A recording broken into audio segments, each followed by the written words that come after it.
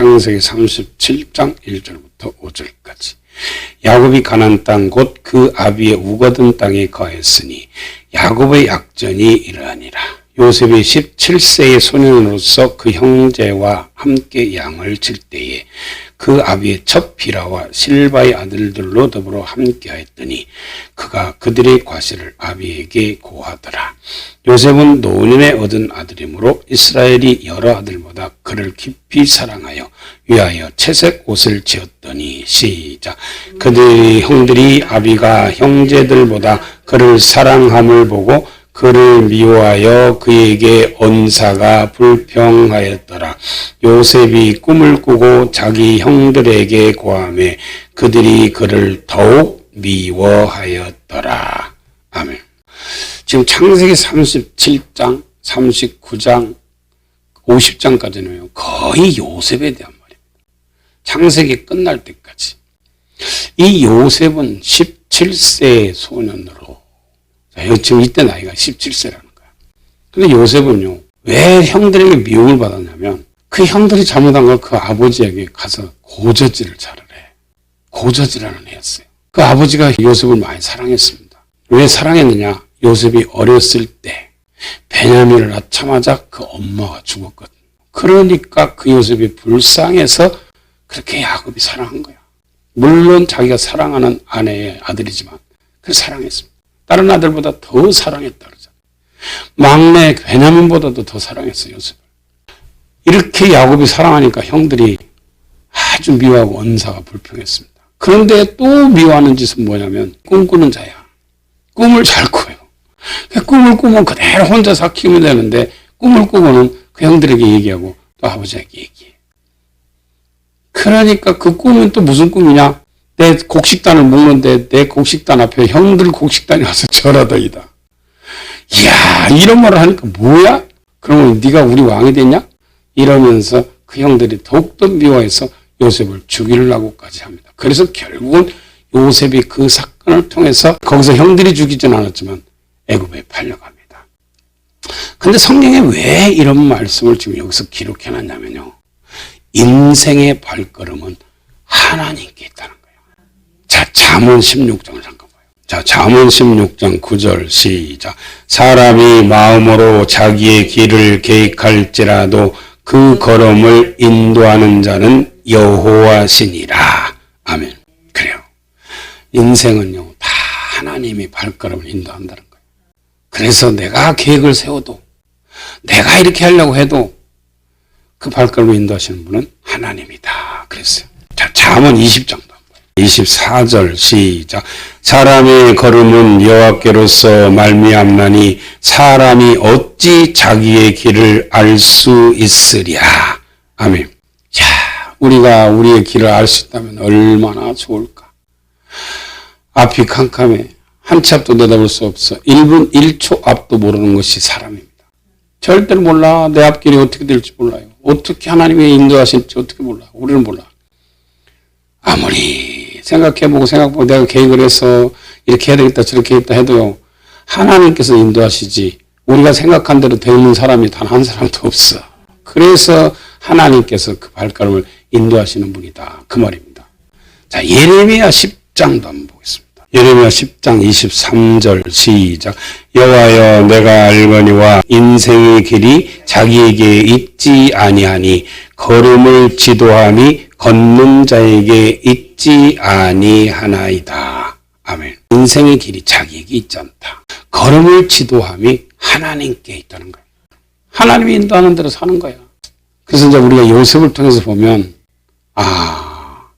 이 말씀이 맞아요. 하나님 말씀 정확하게 맞아. 요셉을 보면. 왜? 성경을 기록한 사람은 그 사람의 인생을 기록했으니까 그 사람이 태어나서 죽을 때까지를 성경에 기록했잖아요. 이거 보면 걸음을 인도하는 분은 하나님이 맞구나. 그걸 우리 성경 통해서 알 수가 있습니다. 그래서 절대로 인생은 자기 길을 알 수 없고 자기가 계획한다고 그 계획대로 되는 게 아니다. 그 말입니다. 다시 창세기 37장에 보면 이렇게 해가서 이제 그 형들이 죽이려고 딱 계획을 하고 있어. 그런데 마침 아버지가 심부름을 보냅니다. 야, 네 형들한테 좀 갔다 와. 예. 그래가지고 형들한테 가니까 딱 멀리서 오는 걸 보고 형들이 야, 저 꿈꾸는 자가 오는도다. 우리가 저를 죽여서 없애버리면 저 꿈이 어떻게 되는가 한번 보자. 지금 그 말입니다. 꿈꾸는 자가 온다는 것은 그 꿈이 어떻게 되는가, 우리가 저를 없애버리자.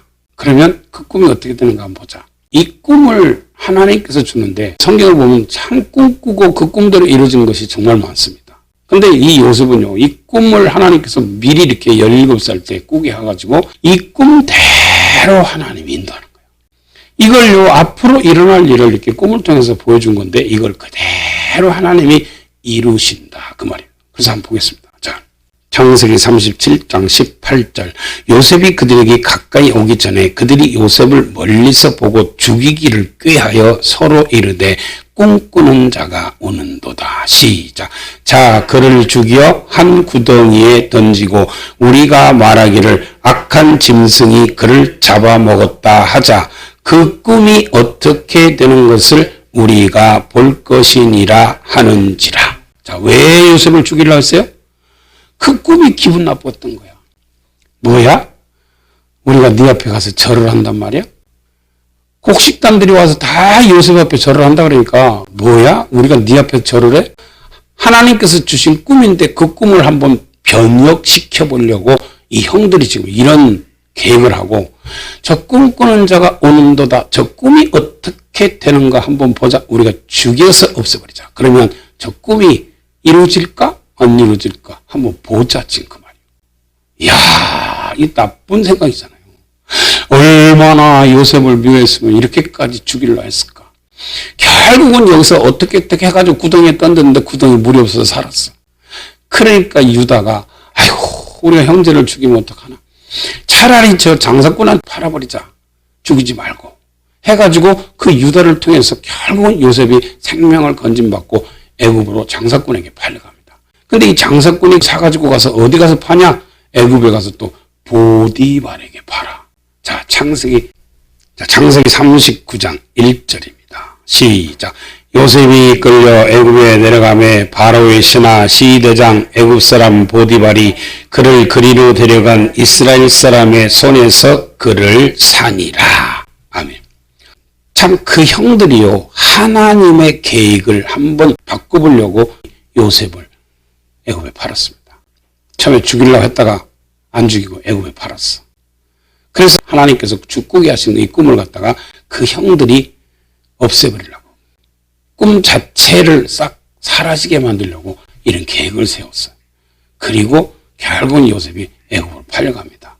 그 형들이 그러겠죠. 요셉이 사라졌으니까 요셉에 대한 꿈은 끝났다. 이렇게 생각했겠죠. 그런데 하나님의 계획은요, 주님께서 계획을 세우면 그 발걸음은 그대로 하나님이 인도해 갑니다. 자, 이렇게 팔아먹었는데 이것이 하나님의 계획이었다는 거야.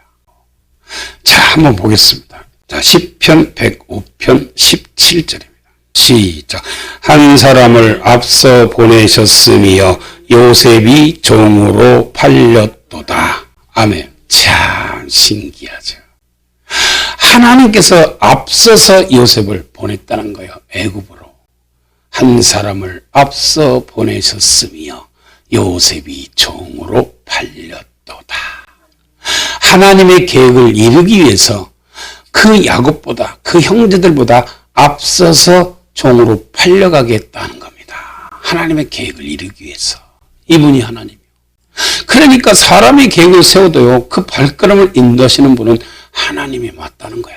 얼마나 정확한지 몰라. 자, 그리고 또 보겠습니다.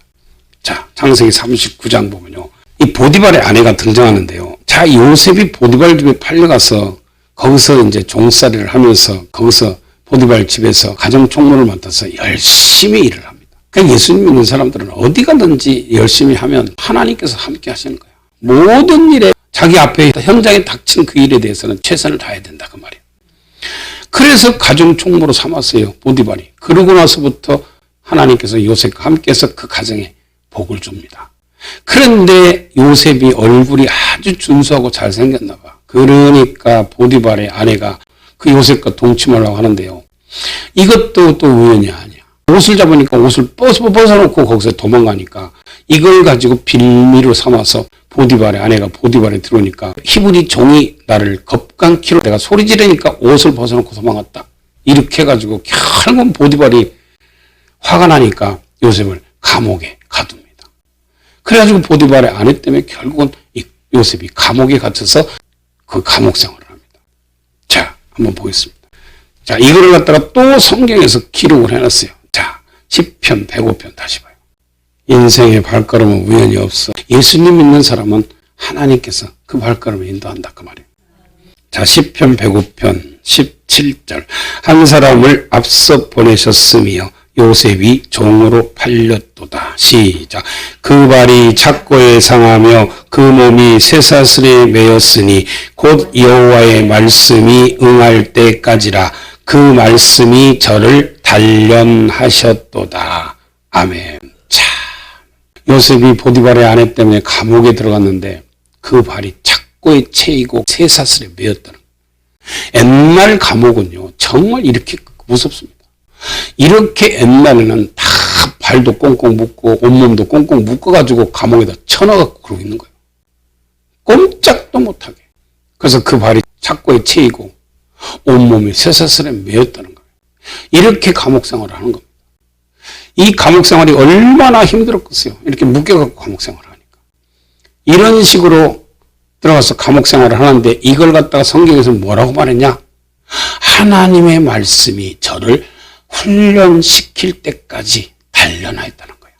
이야, 그래서 요셉을 하나님께서 이런 식으로 훈련시킨 겁니다. 왜? 고자질꾼이었어요. 요셉은. 고자질꾼인데 애굽에 들어가서는 누구한테 고자질할 데가 없잖아. 거기서 또 누구한테 고자질해도 받아줄 사람이 있어야지. 자기 아버지는 받아줬지만. 그러니까 요셉은 혼자 끙끙대고 알면서 이 모든 고통을 다 고난을 통해서 하나님의 말씀에 순종함을 배운 거예요. 이 고난이 없으면 절대로 사람은요 그릇된 길을 바꾸질 않는다는 거예요. 고난이 와야 자기가 잘못된 길을 돌이켜서 회개하고 그 잘못된 길을 다시 옳은 길로 바꿔서 가는 겁니다. 그러니까 이 요셉의 이 나쁜 모든 그런 습관들을 하나님께서는 그 형들을 통해서 팔아먹기도 하고 보디발의 아내를 통해서 옥에 갇히기도 하고 이런 식으로 많은 고난을 통해서 연단을 통해서 사람을 만들어가는 겁니다. 이게 하나님의 방법이에요. 그러니까 우리는요 요셉을 보면 우리가 알 수 있어요. 우리가 인생 살아가면서 나에게 좀 나쁘게 하고 안 좋게 하고 하는 사람들이 있잖아요. 그런데 그런 사람들을 절대 미워할 것이 아니라 요셉이 나중에 보면 이런 사람들을 통해서 이것을 통해서 훈련받고 나서 애굽의 총리가 되잖아요. 그러니까 결국에는 하나님의 말씀을 이루고 이 사람이 성공하기까지는 어떤 사람들의 역할이 중요하냐? 그 형제들의 역할이 중요했어. 그리고 이 보디발의 아내의 역할이 중요했어요. 이런 모든 사람들이 다 우리가 성경을 봤을 때는 아이고 참 요셉은 이런 사람들 때문에 고통당했네. 이 사람들 때문에 참 힘들었겠네. 이러는데요. 사실은 이 사람들이 더 피해자야. 이 사람들이 요셉을 훈련시키고 단련시키는데 더 고통받은 피해자다 그 말이요. 그래서 누가 나에게 좀 잘못하고 나를 안 좋게 하고 그렇다고 해서 미워하지 말고 이 사람을 통해서 하나님께서 나에게 뭔가 훈련시키고 단련하는가 보다 이렇게 생각하고 그들을 위해서 되려 기도를 해줘야 됩니다. 하나님 저 사람이 내 피해자입니다. 저 사람을 통해서 나를 이렇게 만들어주시고 훈련시키는데 얼마나 감사해. 그러니까 미워하는 미움의 대상이 아니라 자기를 올바른 사람으로 만들어가기 위해서 그 사람들을 사용해서 도구로 쓰는 것이다 그 말이에요. 그러니 그 사람들이 피해자지. 우리가 이 요셉만 봐도 그렇지만요. 이 다윗을 봐도 그래. 다윗이 어떻게 해서 훌륭한 성군이 되고 그렇게 하나님을 겸손하게 섬기는 사람이 되었느냐. 사울 왕 때문에 그렇게 됐어요. 골리앗을 갖다가 다윗이 전쟁에 나가서 이기잖아요. 그걸 다윗은 가서 골리앗을 왜 이겼어요? 하나님의 군대를 모욕하고 이렇게 이스라엘 민족들을 쳐서 없애버리려고 하는 적군 앞에서 모든 사람들이 다 벌벌벌 떨고 있으니까 다윗이 가서 그들을 갖다 물리쳤습니다. 이렇게 물리쳐서 이스라엘을 구원한 사람이 다윗이야. 나라의 영웅이잖아요, 다윗이.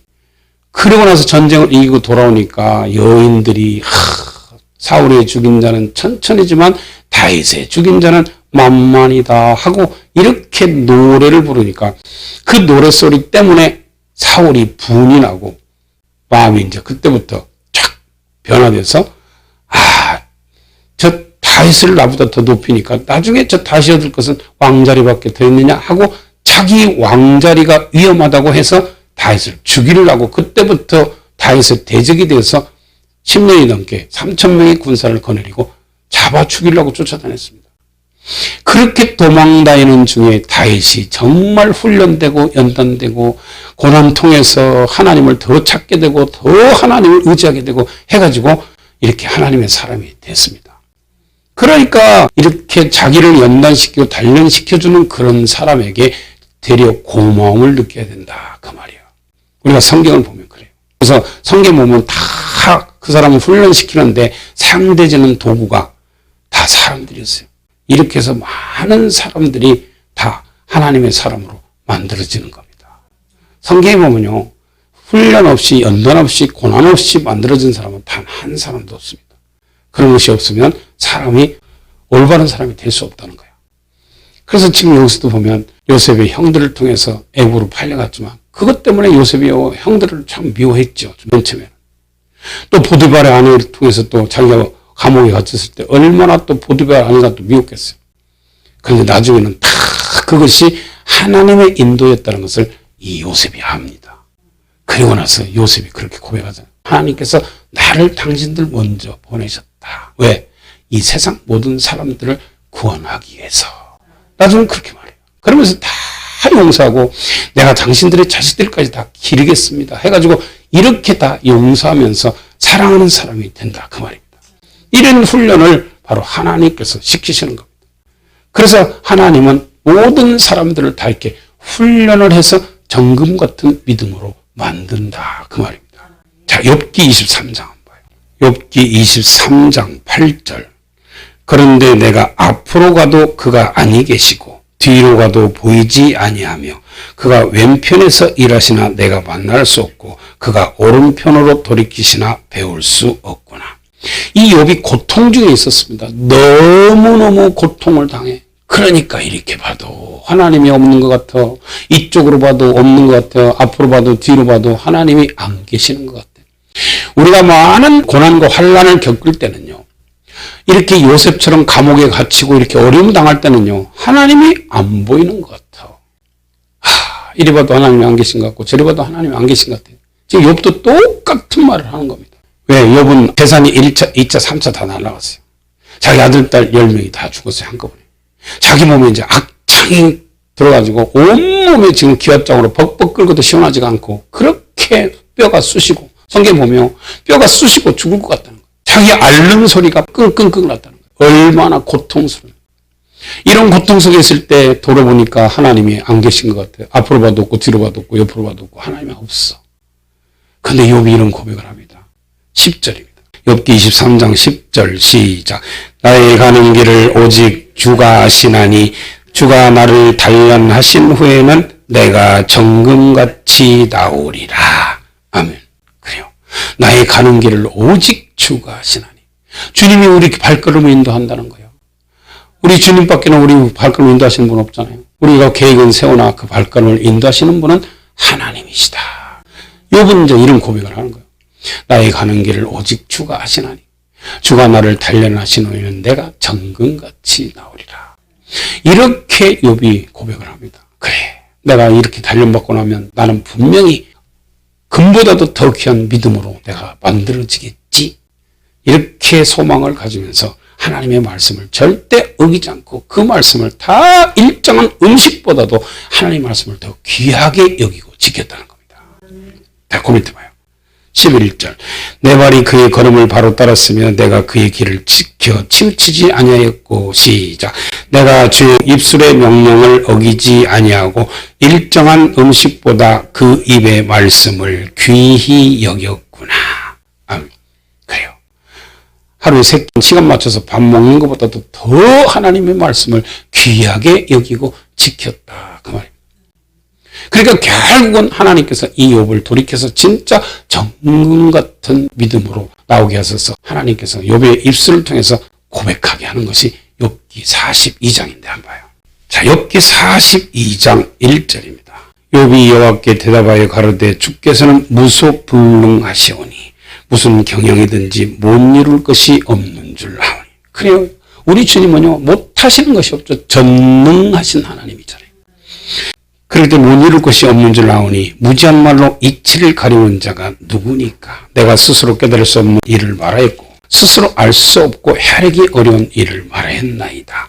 내가 말하겠사오니 주여 들으시고 내가 주께 듣겠사오니 내게 알게 하옵소서. 시작. 내가 주께 대하여 귀로 듣기만 하였사옵더니 이제는 눈으로 주를 배움나이다. 그러므로 내가 스스로 하나고 티끌과 재 가운데서 회개하나이다. 아멘.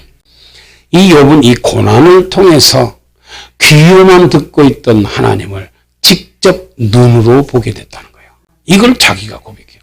그래, 나는 여태까지 귀로만 듣고 믿었던 그 하나님을 이제는 내가 직접 눈으로 보고 체험하는 그런 사람이 됐다. 하나님을 만났다고 고백하면서 회개를 합니다. 그러니까 하나님께서 다시 모든 것을 갑절로 회복시켜 주잖아요. 그래서 너희들은 욥의 고난을 들었지? 욥은 그 고난을 통해서 하나님께서 이렇게 축복한, 그분은 선하신 분이다. 그분 같은 분이 없다. 그렇게 야고보에서 얘기합니다. 우리는요, 욥의 고난을 통해서 보면은, 그래, 어떤 고난이 와도 욥처럼 입술로 하나님을 원망하지 않고 이 고난을 통해서 내가 정금같이 나오는 믿음이 될 것이다. 반드시 하나님은 내 발걸음을 인도하시니까 이걸 통해서 하나님은 나에게 더 좋은 곳으로 주실 것이다. 이렇게 우리는 고백하며 살아야 된다 그 말이에요. 이것을 통해서 늘 사람을 만들기 위해서는 하나님은 불같은 그런 시험을 그 사람에게 줍니다. 그래서 그 고난과 시험을 통해서 그 사람을 정금 같은 믿음으로 만든다는 겁니다.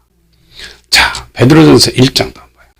그 사람은 이렇게 연단과 훈련과 고난을 통해서 만들어지는 겁니다. 그럼요, 이걸 통해 만들어지는 거예요. 이런 것이 없으면요, 그 사람 믿음은 잘할 수가 없어요. 만들어질 수가 없어요. 모든 것이 잘 되면은요, 믿음으로 산다고 말할 수 없잖아요. 다 환경 갖고, 돈 갖고, 자기가 잘난 것 갖고 사는 거지. 근데 이런 고난을 통해서, 연단을 통해서, 다 훈련을 통해서 만들어지니까, 더욱더 하나님을 의지하고, 더욱더 하나님을 매달리고, 하나님이 아니면 나는 살 수 없구나라는 것을 깨닫고, 하나님을 더 의지하고, 주님을 사랑하는 거죠. 자, 베드로전서 1장 5절부터. 너희가 말세에 나타내기로 예비하신 구원을 얻기 위하여 믿음으로 말미암아 하나님의 능력으로 보호하심을 입었나니 그러므로 너희가 이제 여러 가지 시험을 인하여 잠깐 근심하게 되지 않을 수 없었으나 오히려 크게 기뻐하도다. 여러 가지 시험을 인해서 욥처럼 정금 같은 믿음이 되게 하기 위해서 하나님은 이렇게 시험을 여러 가지를 준다는 거예요. 사람에게. 그렇게 고난을 줍니다. 근데 이렇게 시험을 만날 때 너희들은 절대로 원망불평하지 마라. 여기서 이제 원망불평하면 끝나는 겁니다. 다윗도 그렇고 욥도 그렇고 요셉도 그렇고 하나님께서 이렇게 연단을 주고 시험을 줄 때요, 그들이 원망불평하고 하나님을 멀리하고 그랬다면 그들의 인생은 그냥 그걸 끝났어요.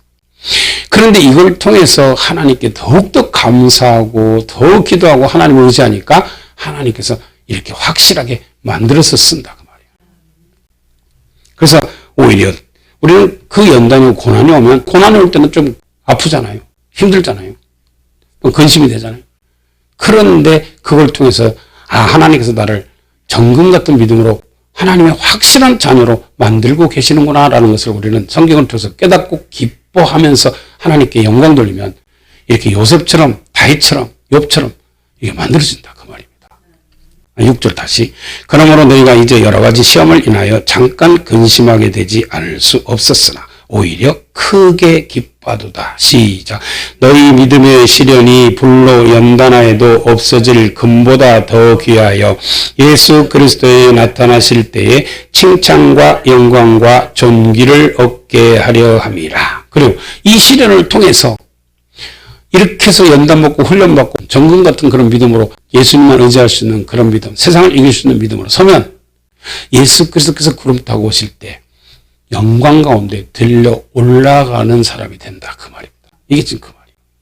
그래서 8절 예수를 너희가 보지 못했으나 사랑하는도다. 이제도 보지 못하나 믿고 말할 수 없는 영광스러운 즐거움으로 기뻐하니. 시작.